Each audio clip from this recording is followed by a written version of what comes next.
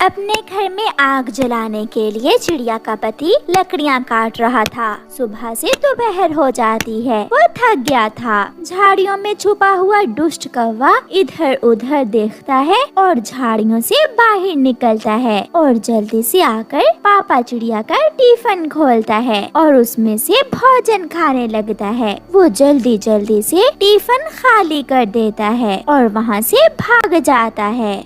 भूख लग गई है, अब मैं अपना खाना खा लेता हूँ और बाकी का काम बाद में करूँगा। वो अपना टिफिन खोलता है। ये क्या, आज फिर किसी ने मेरा खाना चुरा लिया। इसका मतलब आज फिर मुझे भूखे ही रहना पड़ेगा। कौन है वो जो मेरे पीछे ही पड़ गया है, हर रोज मेरा खाना चुरा कर खा लेता है। ऐसे पापा चिड़िया सारा दिन भूखे पेट ही काम करता है और शाम को अपनी लकड़ियाँ लेकर घर जाता है। गुड़िया की मम्मा कहाँ है? मुझे जल्दी से खाना दे दें, बहुत भूख लगी है। खाना तैयार है। क्या आज फिर किसी ने आपका खाना चुरा तो नहीं लिया? हाँ, मुझे आज भी भूखे ही रहना पड़ा। जब मैं खाना खाने आया तो मेरा टिफिन खाली था।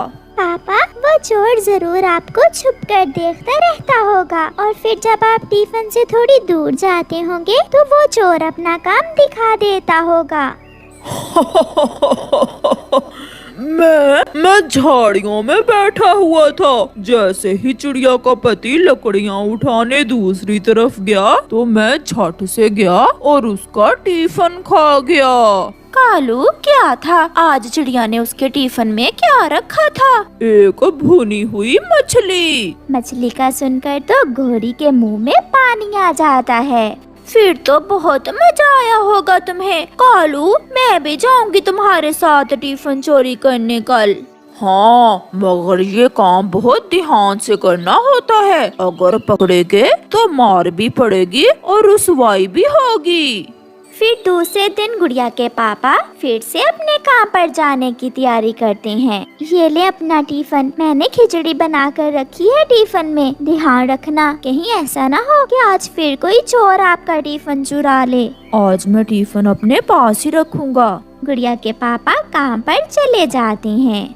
गोरी और कालू भी टिफिन चोरी करने के लिए घर से निकलते हैं। मैं इस पेड़ से लकड़ियाँ काटूंगा और अपना टिफिन यहीं पास ही रख लेता हूँ। वो अपना काम शुरू करता है। आज तो इस चिड़िया ने टिफिन अपने पास ही रख लिया है, कल तो वहाँ रखा था। कालू, प्लीज कालू, तुमने कल भी भुनी हुई मछली खाई थी। आज तुम जाकर उसे बातों में लगाओ और मैं पीछे से टिफिन खा लूंगी। कालू मान जाता है। फिर कालू दूसरी तरफ से उड़ता हुआ आता है। क्या तैयारी चल रही है जी?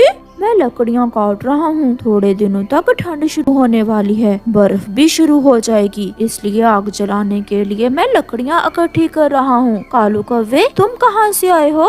यार, मैं तो बाल बच गया। मैं बैठा हुआ था कि पीछे से एक खूंखार चील ने मुझ पर हमला कर दिया। कालू कौवा ऐसे झूठी कहानी शुरू करता है और गोरी कौवी पीछे से दाव लगाकर चुपके से टिफिन उठाकर एक तरफ ले जाती है। टिफिन में खिचड़ी देखकर गोरी कौवी की तो आंखें बल्ब की तरह रोशन हो जाती हैं। वो तेजी से खिचड़ी खाना शुरू करती है। वो चंद मिनटों में ही टिफिन खाली कर देती है और टिफिन वापस रख आती है। तुम फिर कभी पहाड़ों की तरफ न जाना, वहाँ बहुत खतरा होता है। अब मैं जाता हूँ, मेरा काम हो गया और तुम अपना काम करो। कालू कौवा वहाँ से चला जाता है। गोरी भी थोड़ी दूर एक पेड़ पर पहुँच चुकी थी।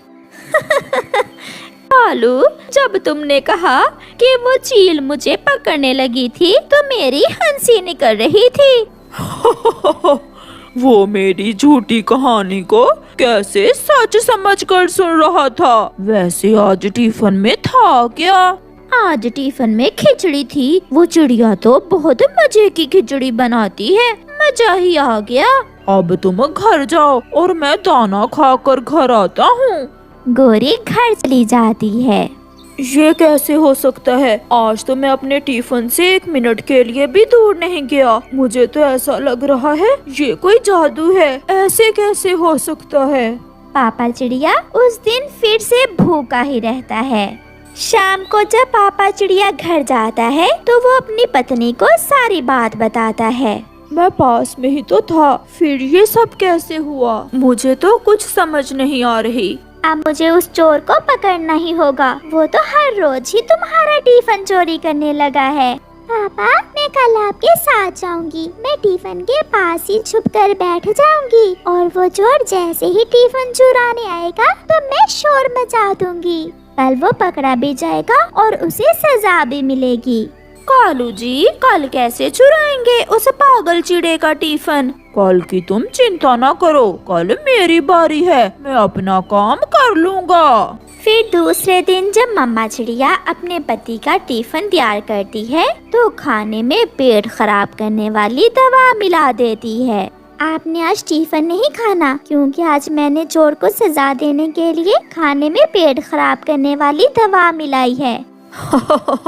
अब तो चोर पकड़ा जाएगा। तुमने उसे सजा देने की अच्छी योजना बनाई है।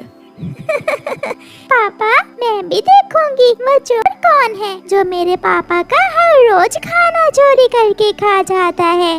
पापा चिड़िया अपने काम पर चला जाता है। आज पापा चिड़िया जानबूझकर टिफिन थोड़ी दूर रखकर दूसरे पेड़ से लकड़ियाँ काटने लगता है। कौवा तो पहले से ही झाड़ियों में छुपा हुआ था। मौका अच्छा है, अभी काम दिखाता हूँ, भूख भी बहुत लगी हुई है।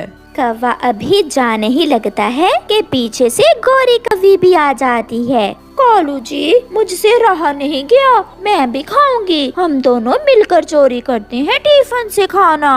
फिर कौवा और कौवी आहिस्ता आहिस्ता आगे बढ़ते हैं और जाकर गोरी टिफिन का ढक्कन खोलती है। रोटी की चूरी देखकर कालू और गोरी एक दूसरे की तरफ देखते हैं और शुरू हो जाते हैं। वो तो मिनटों में ही सारी चूरी खा लेते हैं। कालू कुछ हो रहा है, मेरे पेट में कुछ हो रहा है। ऐसा कहते हुए गोरी धमाका करती है और साथ ही कालू शोर मचाता है। मेरा पेट, हाय मेरा पेट, बचाओ, मुझे बचाओ। गुड़िया के पापा भी वहाँ आ जाते हैं। सामने टिफिन खाली पड़ा था और कौवे जमीन पर लेटे टांगे ऊपर करके रो रहे थे। तो ये तुम दोनों हो जो हर रोज मेरा टिफिन चुराते हो। एक ना एक दिन तो पकड़े ही जाना था ना। मेरा पेट, प्लीज हमें डॉक्टर के पास ले जाएं, हम मर जाएंगे।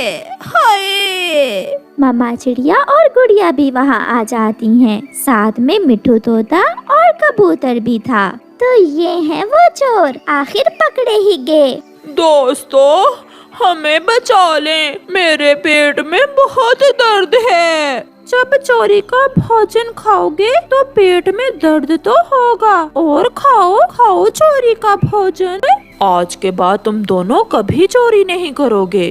किसी न किसी तरह वो भागकर अपने घर पहुंच जाते हैं। गोरी, मुझसे शौचालय नहीं जा होगा। कालू जी, आज के दिन घोंसले को ही शौचालय बना लेते हैं, मेरा भी यही हाल है। ऐसे चिड़िया अपनी बुद्धि से कौवों को अच्छी सजा देती है और वो सबके सामने शर्मिंदा भी होते हैं। प्यारे दोस्तों, इस कहानी को लाइक करना बिल्कुल मत भूलना। आपका धन्यवाद।